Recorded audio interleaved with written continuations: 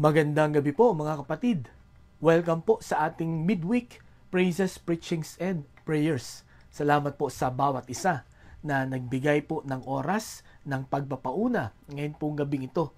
Salamat po at magkakasama ulit tayo upang atin pong purihin, pasalamatan ng Panginoon, pag-aralan ng Kanyang salita at magpanalanginan sa bawat isa.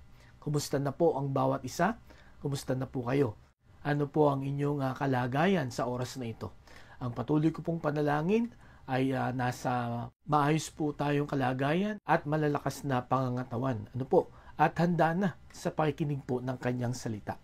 So sa gabing ito, atin na pong buksan ang atin pong mga Bibles sa John chapter 4 verses 46 to 54. John chapter 4, 46 to 54. Pakinggan niyo po at aking babasahin. Ang sabi po dito, "Once more he visited Cana in Galilee, where he had turned the water into wine.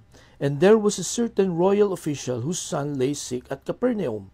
When this man heard that Jesus had arrived in Galilee from Judea, he went to him and begged him to come and heal his son, who was close to death. Unless you people see miraculous signs and wonders, Jesus told him, you will never believe. The royal official said, Sir, come down before my child dies. Jesus replied, You may go, your son will live. The man took Jesus at his word and departed. While he was still on the way, his servants met with him the news that his boy was living. When he inquired as to the time when his son got better, they said to him, The fever left him yesterday at the 7th hour. Then the father realized that this was the exact time at which Jesus had said to him, Your son will live. So he and all his household believed. This was the second miraculous sign that Jesus performed, having come from Judea to Galilee." Pagpalain po ng Panginoon ang pagkabasa ng Kanyang salita, tayo po'y manalangin. Dakilang Diyos na makapangyarihan sa lahat, salamat po sa gabing ito na muli naming mapapag-aralan ng iyong pong salita. Salamat po sa isang linggo na nagdaan. Kami, Panginoon, ay inyong sinamahan, iningatan, tinuruan po ng maraming mga bagay tungkol po sa mga dapat naming gawin at hindi dapat naming gawin sa amin pong pang-araw-araw na pamumuhay. Panginoon, sa amin pong pag-aaral ulit ng inyong salita, ibukas mo na ang puso't isipan namin upang ito'y maintindihan at maisagawa namin, Panginoon. Samahan mo na kami sa aming pag-aaral sapagkat lahat ng ito'y dalangin namin sa pangalan ni Jesus. Amen.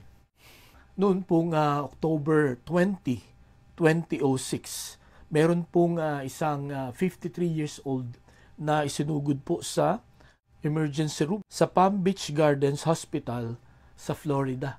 Siya po ay isang auto mechanic na ang pangalan ay Jeff Markin. At nung siya po ay pumasok dito po sa hospital para magpa-check up, siya po ay biglang inatake sa puso. Ang atake pong ito ay nagtuloy-tuloy sa paghina at pagkawala ng kanyang pulso. Kaya ang mga nurses, ang mga doktor, kagulo sila sa emergency room para i-revive ang lalaking ito. Ngunit sa kasamaang palad, ay hindi na nag-respond. Tuluyan nang nag-flatline yung kanyang pulso. Kaya pinatawag na finally yung supervising cardiologist na si Chauncey Crandall. Siya po ay well-respected doctor and medical school professor at in-examine niya yung katawan nitong si Jeff Markin, kung talagang ito ba ay mabubuhay pa o hindi na. So, nung tinignan niya yung mga daliri niya, yung kanyang mukha, ito ay maitim na nangangahulugan na wala ng oxygen yung kanyang katawan. At nung 8:05 p.m. ay dineclare na siyang patay. So, pagkatapos fill-upan nitong si Dr. Crandall, yung final report about dito po sa labi ni Jeff Markin, nung siya po ay palabas na, ay meron po siyang naramdaman na parang bumubulong sa kanya. Na ang sabi ay, bumalik ka at ipag-pray mo yung pasyente. So parang hindi niya ito muna pinansin. Tuloy-tuloy pa rin siya sa paglabas doon sa room na yon. Pero meron ulit na parang pumigil at bumulong sa kanya na bumalik ka at ipanalangin mo yung pasyente. So, ang ginawa nga nitong si Dr. Crandall, siya ay bumalik at ipinalangin niya itong pasyente ito, si Jeff Markin. At ang prayer niya, Father God, I cry out for the soul of this man. If he does not know you as his Lord and Savior, please raise him from the dead right now in Jesus' name. Okay, so pinag-pray niya ng ganito. At yung nurse na nakarinig ng prayer, ay nagulat. Bakit nag-pray ng ganito itong doktor na ito? Samantalang pinatawag na siya nung doktor para linisan na yung katawan. At alam po ninyo, ang sabi nitong si Dr. Crandall, pinatawag niya yung ER doctor at na-request niya kung pwede i-shockwave siya ulit, for the last time. Ang sabi nung ER doctor, ilang beses ko nang ginawa yan, At yun nga, patay na yan, walang pag-asa. Pero dahil sa sinabi mo, sige, gagawin ko.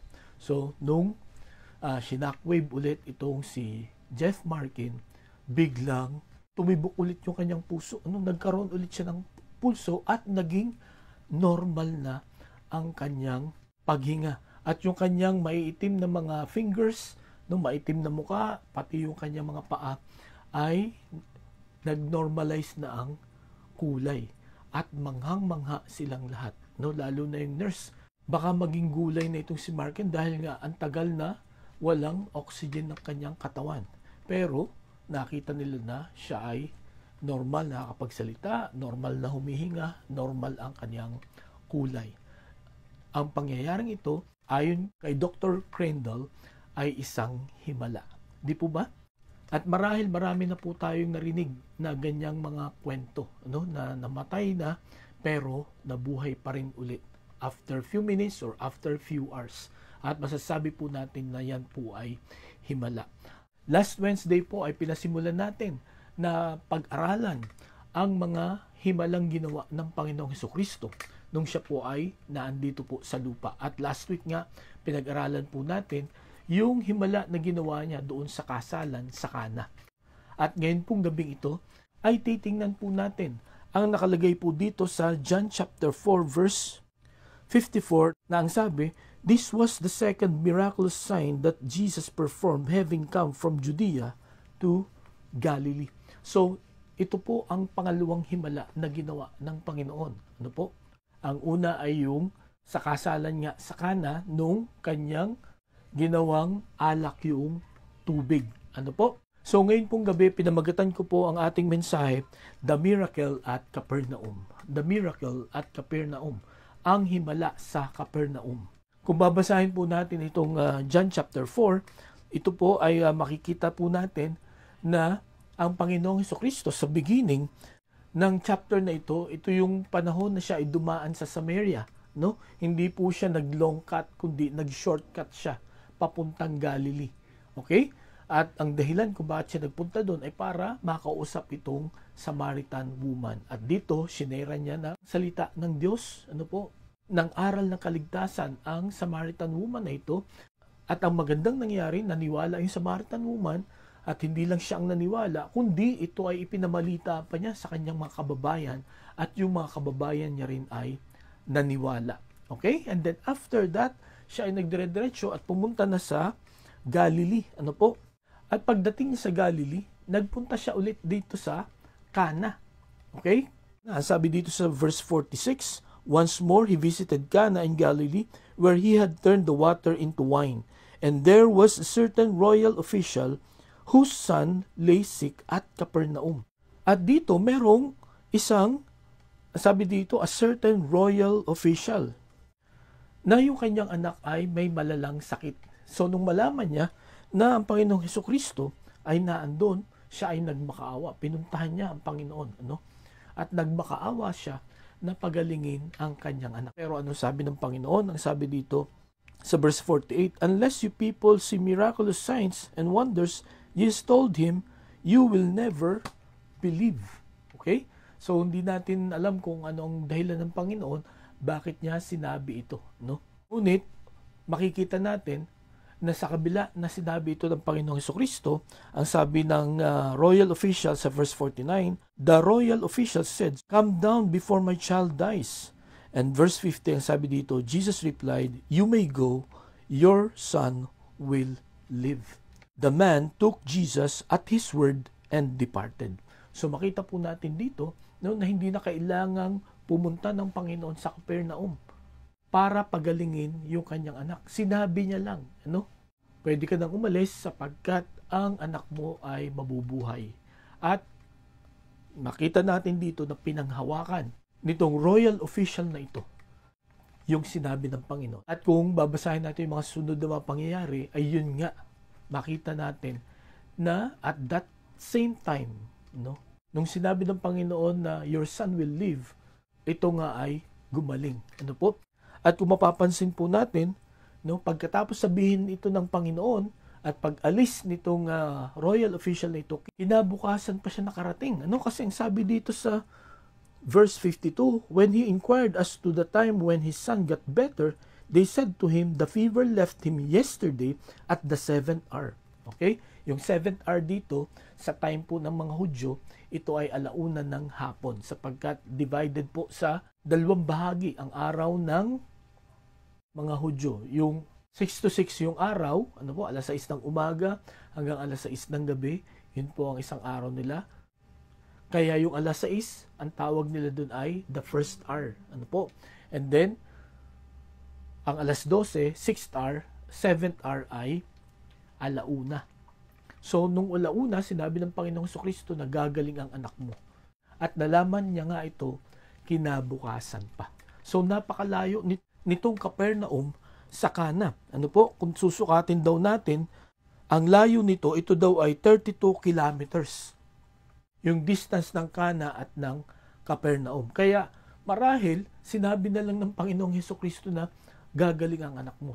Sapagkat kung baka pinuntahan muna nila, ano po, nagbiyahe muna sila papunta doon sa Capernaum, ay baka hindi na nila inabutan na buhay yung bata. Although, alam naman natin kung gaano ka-powerful ang Panginoong Jesucristo, He can raise this kid from the dead. Ano po? Pero, this time, hindi yun ang kanyang ginawa. Ano? Habang buhay pa, malapit na mamatay, ay pinagaling niya sa pamamagitan ng kanyang salita. Ngayong gabi, mga kapatid, mayroon po tayong 3 lessons, no, na makikita sa himalang ito sa Capernaum. Bakit nga ba the miracle at Capernaum samantalang nasa Cana sila? So, nangyari ang himala sa Capernaum sapagkat naandun yung may sakit. Pero, ang nakakabilib dito, yung kapangyarihan ng kanyang salita ay umabot doon sa Capernaum na 32 kilometers away. Okay? So, makita po natin na talagang ang Panginoong Jesucristo, kahit salita niya lang, po ay napaka makapangyarihan. Sa atin pong buhay ay marahil ay nararanasan natin ang sinapit nitong tatay na ito na royal official or marahil siya ay isa sa mga leaders nung unang panahon na yon. Nung mga panahon na yon, nung nabubuhay pa ang Panginoong Jesucristo. So itong official na ito ay mayaman, sikat, maraming koneksyon. Ngunit, sa kabila ng kanyang kasikatan, kayamanan, nung nagkasakit ang kanyang anak, ay walang nagawa yung mga bagay na yun. At hindi natin pwedeng sabihin na secured tayo basta't may mga ganun tayong mga possession sa buhay po natin, na exempted na tayo sa mga malalalang sakit. Dito po, pinakita na mayaman o mahirap, anuman ang estado mo sa buhay, dinadapuan tayo ng malalang sakit. Tayo po ay nakakaranas ng matinding problema, kahirapan sa buhay na ito, na walang magagawa yung alam natin, yung kakayahan natin, at yung mga ari-arian natin. Sa nangyari dito sa opisyal na ito, marahil dahil sa marami siyang koneksyon, pinuntahan niya muna yung mga magagaling na mga doktor, Marahil nagbayad na sila ng malaki, para gamutin lang yung anak niya.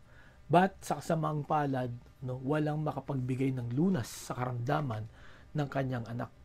Hanggang sa marinig niya that Jesus was back.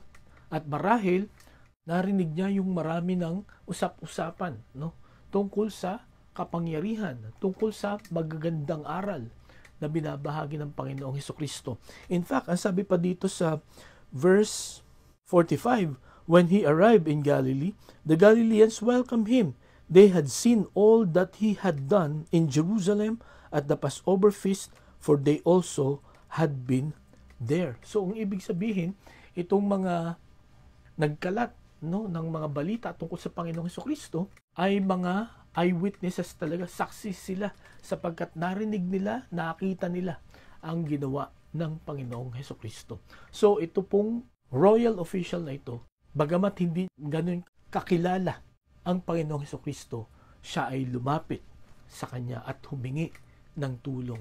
Marahil ito na lamang ang natitira niyang pag-asa.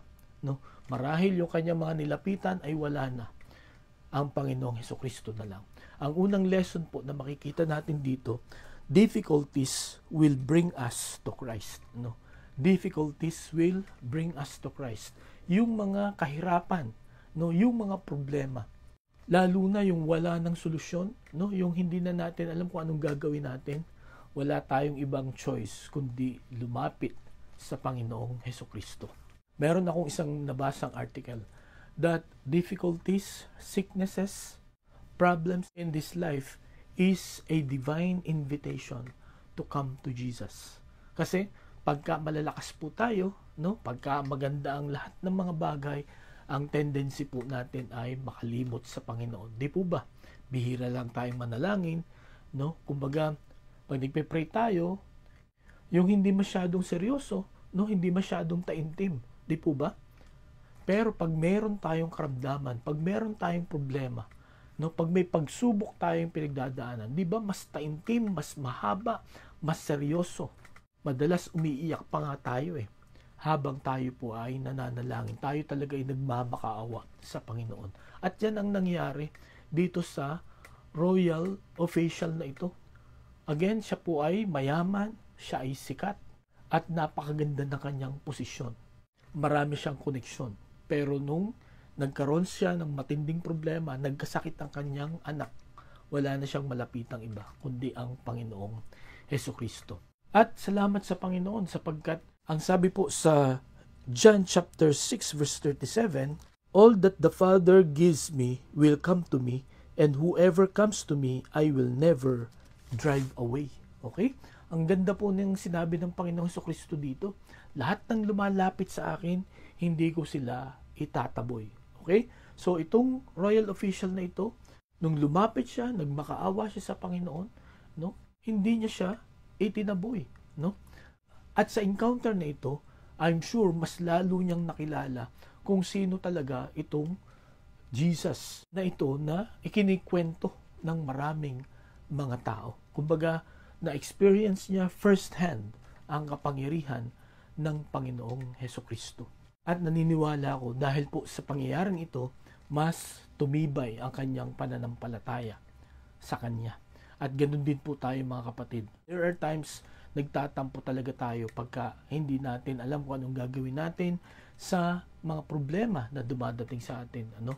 Kumbaga parang mas madaling magtampo, mas madaling lumayo, mas madaling hindi sumampalataya o mag-alinlangan sa Panginoon. Pero kung tutuusin at pag-iisip-isipin po natin, pagka ganun ang reaksyon natin, pagka may pagsubok, mas lalo nating pinapahirapan ang atin pong mga sarili. Mas lalo nating pinapahirap ang atin pong mga problema. Itong royal official na ito, hindi niya na pinahirap, hindi na niya pinalala pa ang kanyang sitwasyon. Lumapit na siya sa Panginoong Hesukristo. At alam po ninyo, bilang royal official, kumbaga ay nakakahiyang gawain kung lalapit ka sa isang karpintero o sa isang mahirap na tao. Kung sa iba yun, magpapadala siya ng mga messengers, ng mga guards niya, ng mga kawal niya, pero hindi, sobrang tindi nitong problema niya, na siya na mismo, nagpakumbaba siya sa Panginoong Hesukristo. Ngayong gabi, mga kapatid, yun ang kailangan po natin kung halimbawang meron po tayo matinding pinagdadaanan ngayong gabing ito. Kailangan magpakumbaba tayo sa harapan ng Panginoon. Again, gaya ng sabi ko kanina, marahil ang mga difficulties na nararanasan natin, it is a divine invitation to come to Jesus. Sapagkat yan ang nangyari dito po sa royal official na ito. yung problema ng kanyang anak, no? Him to Jesus. At napakaganda ng pangako ng Panginoon na lahat ng lumalapit sa kanya, no, ay hindi niya itataboy. Ang sabi pa po sa Acts chapter 17 verses 26 to 27, from one man he made every nation of men that they should inhabit the whole earth, and he determined the times set for them and the exact places where they should live. God did this so that men would seek him and perhaps reach out for him and find him, though he is not far from each one of us. So gusto po ng Panginoon talaga na tayo ay lumapit sa Kanya, hanapin natin siya, humingi po tayo ng tulong sa Kanya. At hinahayaan niya itong mga pagsubok na ito, itong mga problemang ito na dumaan sa atin pong buhay para hanapin natin ang Panginoon. Ngayong gabi, hinahanap mo ba ang Panginoon? Ngayong gabi, ano ang iyong reaction pag nagkakaroon ka ng mabigat na problema? Tandaan po natin, maybe these problems are divine invitation. Let us come to Jesus. No po, siya lang ang makakatulong sa atin. Okay? So yun po ang una na makikita natin na lesson ng himala dito po sa Capernaum. Ano? Difficulties bring us to Christ. Secondly, difficulties make us believe in Christ. No? Yung kahirapan na nararanasan natin, no, ginagawa nito or itinutulak tayo na sumampalataya sa Panginoon. Katulad ng nangyari dito, ano, sa John chapter 4 verse 49 and 50. Sabi niya, the royal official said, "Sir, come down before my child dies." Jesus replied, "You may go. Your son will live." The man took Jesus at his word and departed. Okay? So, katulad nung nangyari sa wedding in Cana, no? May ibang paraan na ginawa ang Panginoon, no, sa paggawa niya ng himala. Ganon din ito, no? Ang gusto ng tatay ay sumama ang Panginoong Hesus sa Capernaum, no? Magbabiyahe pa sila overnight kasi alauna na ito di po ba? Alauna na ito ng hapon. So magta-travel pa sila ng malayo, no? At ang iniisip ng tatay, para gumaling yung anak niya, kailangan nandun ang Panginoong Hesus, no? Hihipuin siguro o ipagpe-pray or kung ano man. Pero again, may ibang plano ang Panginoong Hesukristo. At ang plano niyang ito, kung inyong mapapansin, is to test the faith of this father. Okay? Kung magtitiwala ba siya sa gagawin ng Panginoon. At yun nga, no? Nung sinabi ng Panginoon, lumakad ka na, mabubuhay ang iyong anak. Isang government official na sinabi yun, ano, ng isang tao na inaasahan mo na magpapagaling sa iyong anak. At walang sino mang doktor na ganun magpagaling na sasabihin na gagaling na yan. No? Ang mga doktor, hanggat maaari, kailangan tingnan nila muna. 'Di ba? Meron silang proof. Pero that's how powerful Jesus is, no? Isang sabi niya lang, no, gagaling na 'yung anak mo. At ang maganda sa response, itong tatay na ito, pinanghawakan niya at 'yun ang gusto ng Panginoon, ano? Tayo ay sumampalataya sa kanyang salita. At katulad po ng pinag-aralan natin nung Sunday, no, ang Panginoon ay natutuwa sa mga tao na sumasampalataya sa kanya. No, yan po ang sabi sa Hebrews 11:6. And without faith, it is impossible to please God, because anyone who comes to Him must believe that He exists and that He rewards those who earnestly seek Him. Okay? Ito ang pangako ng Panginoon, no? Pagka ikaw ay sumasampalataya sa Kanya, gagantimpalaan niya, no? Yung iyong paghanap sa Kanya, no? At yung iyong pagsampalataya sa Kanya. At yun ang ginawa ng Panginoon. At yun ang nangyari dito sa royal official na ito, no? Pinanghawakan niya yung pangako, pinanghawakan niya yung sinabi ng Panginoong Hesukristo. Tinanggap niya ng maluwag sa puso niya yung paraan ng pagpapagaling ng Panginoong Hesukristo, kahit na hindi yun ang gusto nitong tatay na ito, nitong royal official na ito. Pumayag siya kahit hindi na niya kasama ang Panginoon sa paglalakbay niya. Ngayong gabi, mga kapatid, sumasampalataya po ba tayo sa mga salita ng Panginoon, no? Pinanghahawakan po yan. Sa bawat araw ng buhay natin, pagising natin sa umaga, pagpasok natin sa school, sa trabaho, no po, mga nakakasalumuhan nating mga hamon sa buhay, naalala po ba natin ang kanyang salita? Atin ba itong ginagamit, no? Bilang encouragement, bilang pang-comfort, bilang pangsangga, ano po, sa mga discouragement na atin pong nakakaharap everyday. Ito pong royal official na ito, pinanghawakan niya, na nung sinabi ng Panginoon, naggagaling, mabubuhay yung kanyang anak, the man took Jesus at his word and departed. Mga kapatid, alam ko po, marami na tayong nabasa, narinig ng mga pangako ng Panginoon sa bawat isa sa atin. Nawa sa panahon ng mga pagsubok, sa panahon ng difficulties, panghawakan po natin yan, no? Sapagkat pinapadala ng Panginoon itong mga difficulties na ito para maalala natin yung mga promises niya, na parang sinasabi niya, huwag mong bitawan yan, no? Sapagkat yan ay matutupad, yan ay mangyayari. Katulad ng nangyari dito po sa anak nitong royal official na ito, no? Sabi sa verse 51, while he was still on the way, his servants met him with the news that his boy was living. Verse 52, when he inquired as to the time when his son grew better, they said to him, the fever left him yesterday at the 7th hour. And then pagdating sa verse 53, then the father realized that this was the exact time at which Jesus had said to him, your son will live. Kaya naniniwala po ako na sa puntong ito, mas lumalim, no? Mas tumibay ang kanyang pananampalataya sa Panginoong Jesucristo, sapagkat yung pangako niya na mabubuhay ang anak niya ay nangyari exactly dun sa time na sinabi niya. Okay?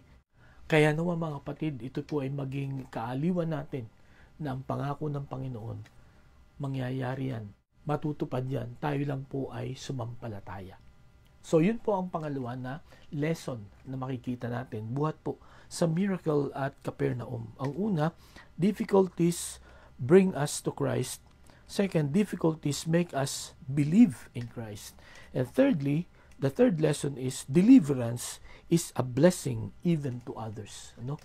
Deliverance is a blessing even to others. So nung ibalita nung kanyang mga katulong, nung kanyang mga servants na magaling na yung kanyang anak, at nalaman niya kung anong oras gumaling yung kanyang anak, na yun yung eksaktong oras na sinabi ng Panginoon na siya ay gagaling, na yun nga, siya ay naniwala, siya ay nanampalataya. At dahil sa deliverance na ito, dahil sa himalang ito, hindi lang siya ang sumampalataya sa Panginoong Jesucristo. Ano pa nangyari? Ang sabi dito sa verse 53, then the father realized that this was the exact time at which Jesus has said to him, your son will live. So he and all his household believed.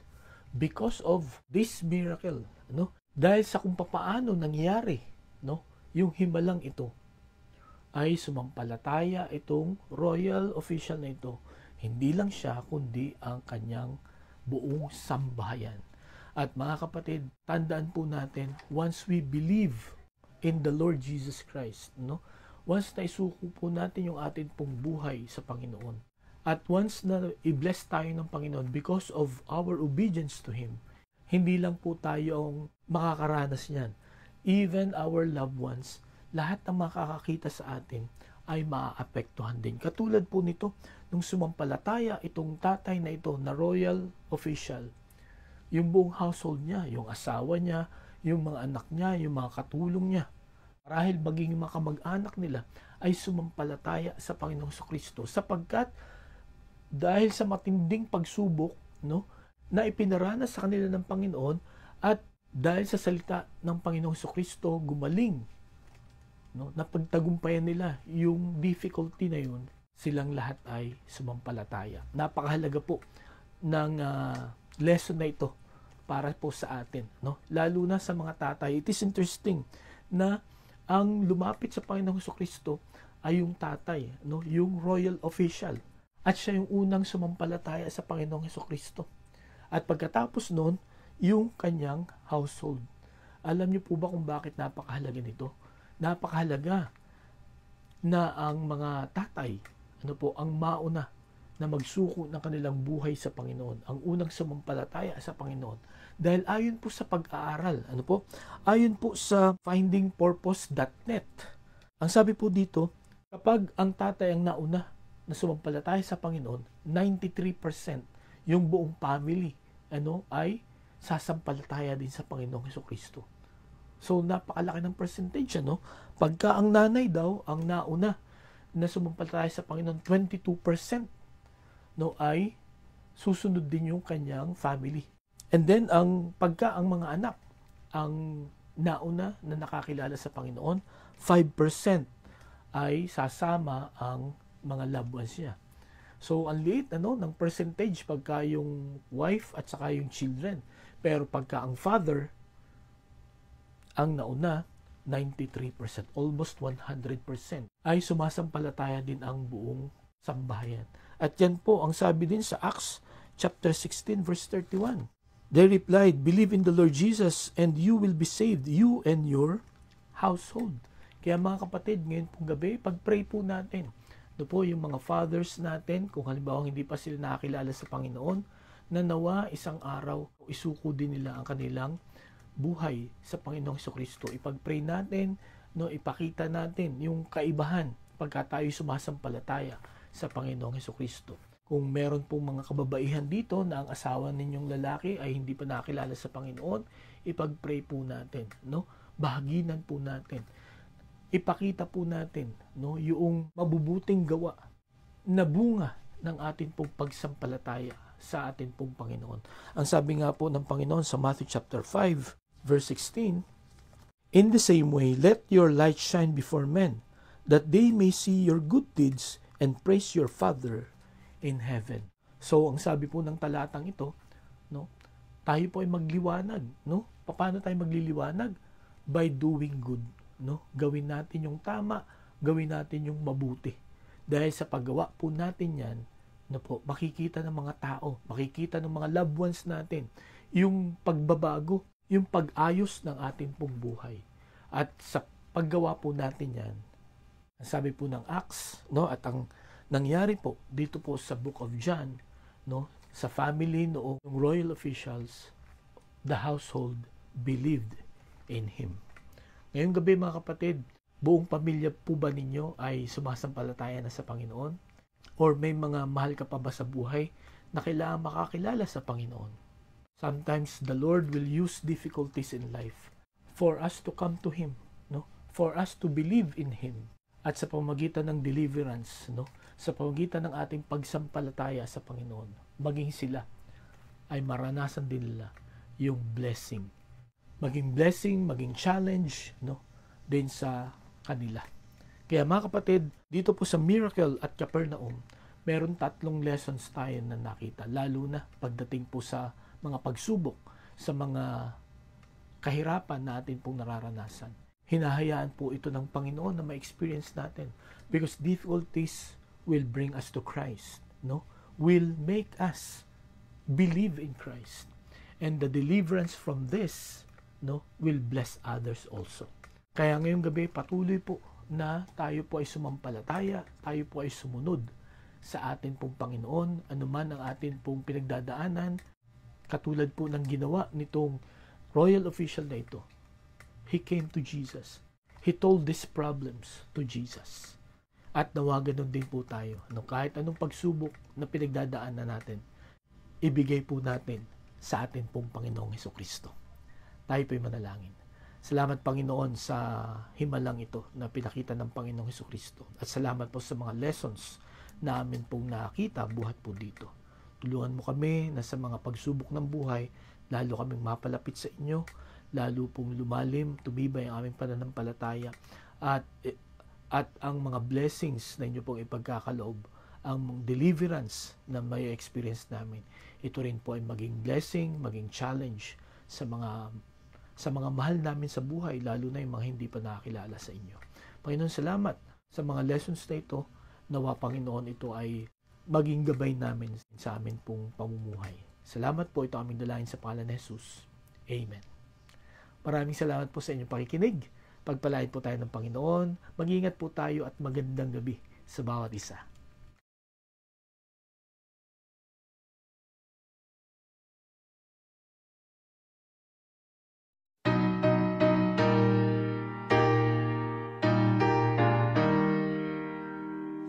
I must tell Jesus all of my trials. I cannot bear these burdens alone. In my distress, He kindly will help me. He ever loves and cares for His own. I must tell Jesus, I must tell Jesus, I cannot bear my burdens alone. I must tell Jesus, I must tell Jesus, Jesus can help me, Jesus alone. I must tell Jesus all of my troubles. He is a kind, compassionate friend. If I but ask Him, He will deliver. Make of my troubles quickly an end. I must tell Jesus, I must tell Jesus, I cannot bear my burdens alone. I must tell Jesus, I must tell Jesus, Jesus can help